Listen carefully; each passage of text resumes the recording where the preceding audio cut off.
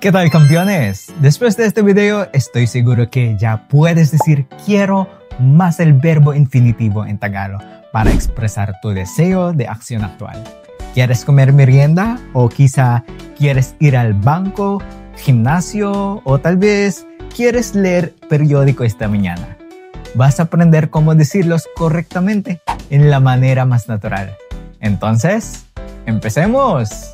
Antes de hacer tus propias oraciones, necesitas aprender algunos verbos comunes en Tagalog. En esta lección, vas a aprender 100 más oraciones y ponerlas en práctica. Parte 1. Verbos en Tagalog. Kumain.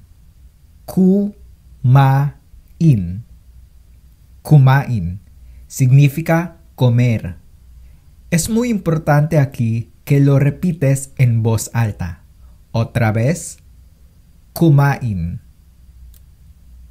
Magkaroon. Magkaroon. Magkaroon. Significa tener. Otra vez. Magkaroon. Uminom. Significa beber. Uminom. Uminom. Pumunta. Pumunta. Pumunta. Significa ir. Matulog. Matulog. Matulog. Significa dormir. Y para decir hablar, makipag-usap. Makipag-usap. Makipag-usap. Para decir caminar, maglakad. Maglakad. Maglakad. Probar, makatikim. Makatikim. Makatikim. Makita, en contexto de ver solo para personas, lugares y paisajes, di makita. Makita. Makita. Mapanood. Mapanood. Mapanood. Significa ver, solo para los shows o conciertos. Magbasa. Magbasa. Magbasa. Significa leer. Parte 2. Gusto kong kumain. Vamos a aprender cómo decir quiero comer. Gusto kong kumain ng pansit. Gusto kong kumain ng pansit. Gusto kong kumain ng pansit significa quiero comer pansit. Gusto kong kumain ng balut significa quiero comer balut. Otra vez, las dos oraciones. Gusto kong kumain ng pansit. Gusto kong kumain ng pansit. Gusto kong kumain ng balut. ¿Qué quieres comer? Quizás paella o empanada. Puedes decir gusto kong kumain ng empanada o gusto kong kumain ng paella o gusto kong kumain ng bandeja paisa. Gutom na ako. Gusto ko na kumain. Gutom na ako. Gusto ko na kumain. Repite después de mí. Gutom na ako. Gusto ko na kumain. Significa, ya tengo hambre. Ya quiero comer. Gutom na ako. Gusto ko na kumain. Gutom na ako. Gusto ko na kumain. La próxima oración es gusto kong kumain ng umagahan. Gusto kong kumain ng umagahan. Significa, quiero desayunar. Umagahan es desayuno. Así que gusto kong kumain, que significa quiero comer, ng umagahan es desayuno, se convierte en quiero desayunar. Otra vez, gusto kong kumain ng umagahan. Gusto kong kumain ng umagahan. Gusto kong kumain kasama ka. Gusto kong kumain kasama ka. Significa, quiero comer contigo. Kasama ka significa contigo. Gusto kong kumain significa quiero comer. Otra vez, gusto kong kumain kasama ka. Gusto kong kumain kasama ka. Gusto kong kumain kasama ka. Gusto kong kumain kasama ka. La próxima oración es gusto kong kumain sa isang Pilipinong restaurant. Gusto kong kumain sa isang Pilipinong restaurant. ¿Adivina qué significa eso? Significa quiero comer en un restaurante filipino. Quiero comer en un restaurante filipino. Otra vez, gusto kong kumain sa isang Pilipinong restaurant. Gusto kong kumain sa isang Pilipinong restaurant. Tu turno. Muy bien. Gusto kong kumain ng niluto mo. Gusto kong kumain ng niluto mo. Significa, quiero comer lo que cocinaste. Nang niluto mo significa lo que cocinaste. Gusto kong kumain ng niluto mo. Gusto kong kumain ng niluto mo. Gusto kong kumain ng niluto mo. Gusto kong kumain ng niluto mo. Gusto kong kumain ng niluto mo. La próxima oración es gusto kong kumain ng lamang dagat. Gusto kong kumain ng lamang dagat. Adivina qué significa lamang dagat? Lamang dagat significa mariscos. Así que gusto kong kumain ng lamang dagat significa quiero comer mariscos. Gusto kong kumain ng lamang dagat. Otra vez, en voz alta por favor, gusto kong kumain ng lamang dagat. La próxima oración es gusto kong kumain ng pusit at hipon. ¿Adivina qué significa pusit at hipon? Significa calamar y camarón. Es mi favorito. Gusto kong kumain ng pusit at hipon. Calamar es pusit. Camarón es hipon en Tagalog. ¿Vale? Así que quiero comer calamar y camarón. Otra vez, por favor. Gusto kong kumain ng pusit at hipon. Gusto kong kumain ng pusit at hipon. La próxima oración es, gusto kong kumain kasama ang aking mga kaibigan. Gusto kong kumain kasama ang aking mga kaibigan. Significa, quiero comer con mis amigos. Kasama ang aking mga kaibigan significa con mis amigos. Con es kasama. Ang aking mis. Mga kaibigan es amigos. Kaibigan es singular y mis amigos es mga kaibigan. Para pluralizar un sustantivo en Tagalog, solo pon mga enfrente de la palabra. Otra vez en voz alta, por favor.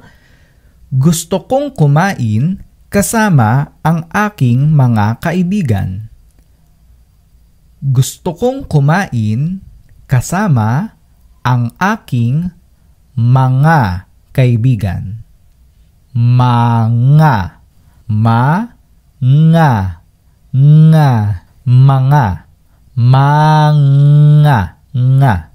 No es manga, es mga. Otra vez, gusto kong kumain kasama ang aking mga kaibigan. Antes de adelantar, vamos a repasar las palabras que aprendiste en esta parte de la lección para que puedas utilizarlas también en tus oraciones en futuro. Otra vez, nang significa de.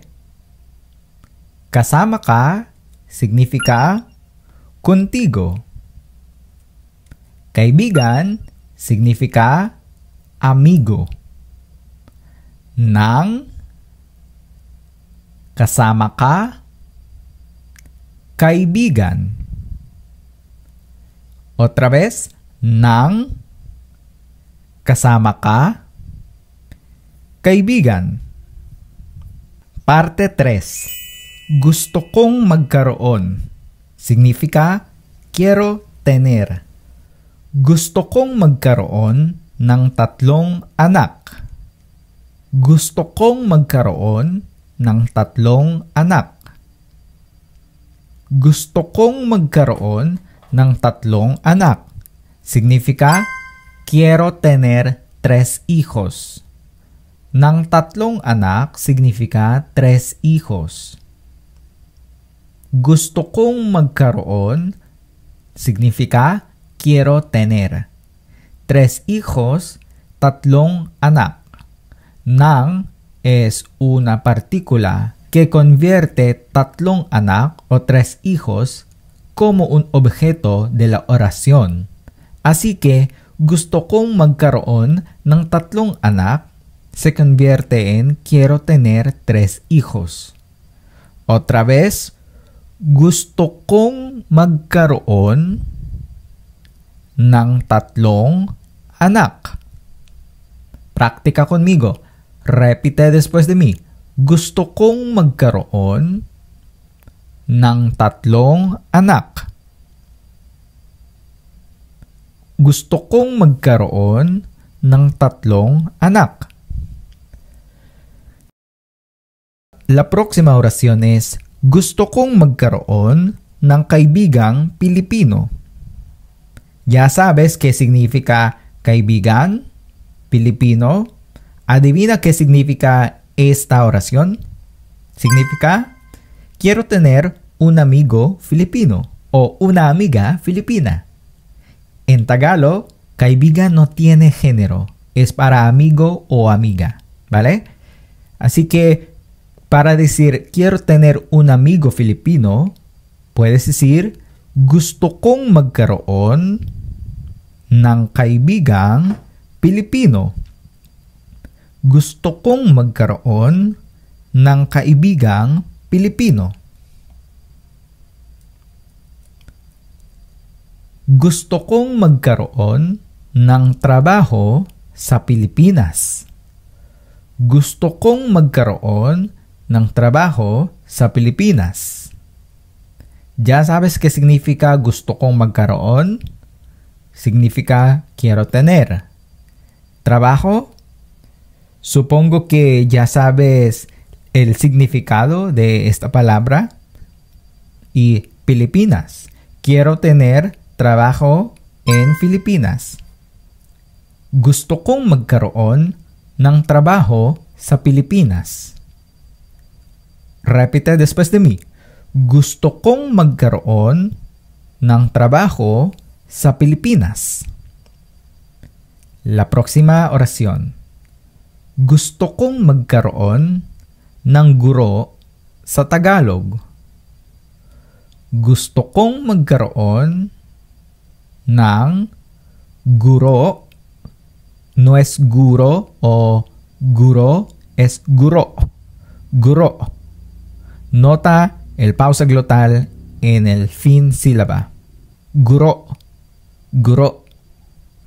Gusto kong magkaroon ng guro sa Tagalog. Gusto kong magkaroon ng guro sa Tagalog. Significa, quiero tener profesor en Tagalog. Guro es profesor. Gusto kong magkaroon ng payapang buhay. Payapang buhay significa vida pacífica. Así que gusto kong magkaroon ng payapang buhay significa quiero tener una vida pacífica. Repite después de mí. Gusto kong magkaroon ng payapang buhay. Gusto kong magkaroon ng payapang buhay. Otra vez, gusto kong magkaroon ng payapang buhay. La próxima oración es, gusto kong magkaroon ng bahay. Gusto kong magkaroon ng bahay. Bahay en Tagalog es una casa. Gusto kong magkaroon ng bahay. No es bay, es bahay. Se pronuncia el H en Tagalog. Gusto kong magkaroon ng bahay. Gusto kong magkaroon ng bahay. Gusto kong magkaroon ng bahay sa harap ng dagat. Ya sabes qué significa gusto kong magkaroon ng bahay. Pero ¿qué significa sa harap ng dagat? Sa harap ng dagat significa frente al mar. Así que significa quiero tener una casa frente al mar. Gusto kong magkaroon ng bahay sa harap ng dagat. Gusto kong magkaroon ng bahay sa harap ng dagat. Mas despacio. Gusto kong magkaroon ng bahay sa harap ng dagat. Bahay sa harap ng dagat. Repite después de mí. Gusto kong magkaroon ng bahay sa harap ng dagat. Otra vez, gusto kong magkaroon ng bahay sa harap ng dagat. La próxima oración es, ang ganda ng damit mo. Gusto kong magkaroon yan. Ang ganda ng damit mo. Gusto kong magkaroon yan. Significa, tu camisa es muy linda. Quiero tenerla. Ñan es la. Otra vez, más despacio. Ang ganda ng damit mo. Ang ganda ng damit mo. Tu camisa es damit mo. Ang ganda es linda. Ang ganda ng damit mo. Gusto kong magkaroon niyan. Niyan es la. Otra vez, repite después de mí, por favor. Ang ganda ng damit mo. Gusto kong magkaroon niyan. Gusto kong magkaroon ng pusa. Gusto kong magkaroon ng pusa. Significa, quiero tener un gato. Gusto kong magkaroon ng pusa. Gusto kong magkaroon ng pusa. La próxima oración es, gusto kong magkaroon ng aso. Gusto kong magkaroon ng aso. Pusa es gato y aso es un perro. Pusa gato, aso, perro. Otra vez, gusto kong magkaroon ng pusa. Gusto kong magkaroon ng pusa. Gusto kong magkaroon ng aso. Gusto kong magkaroon ng aso. Otra vez en este punto, repasemos las nuevas palabras que aprendiste en esta sección. Anak es hijo o hija. Anak. Anak. Anak. Anak. Guro es profesor. Guro. Guro. Guro. Bahay es... Muy bien. Casa. Bahay. Bahay. Enhorabuena. Has aprendido muchas frases usando solo 3 verbos con nuestros patrones de oraciones. En los próximos videos vamos a aprender otros verbos como beber, ir, dormir y muchos más, así que quédate pendiente. Si aún no te has suscrito, por favor, suscríbete para recibir actualizaciones en tiempo real. Asegúrate también de activar la campanita de notificaciones para que no te pierdas las próximas lecciones. Como ejercicio, te animo mucho a que escribas tus propias oraciones en la sección de comentarios aquí abajo y yo te diré si están correctas o no. Cuéntame también desde dónde estás viendo este video y te enviaré un saludo en mi próximo video. Muchas gracias, maraming salamat at hanggang sa muli.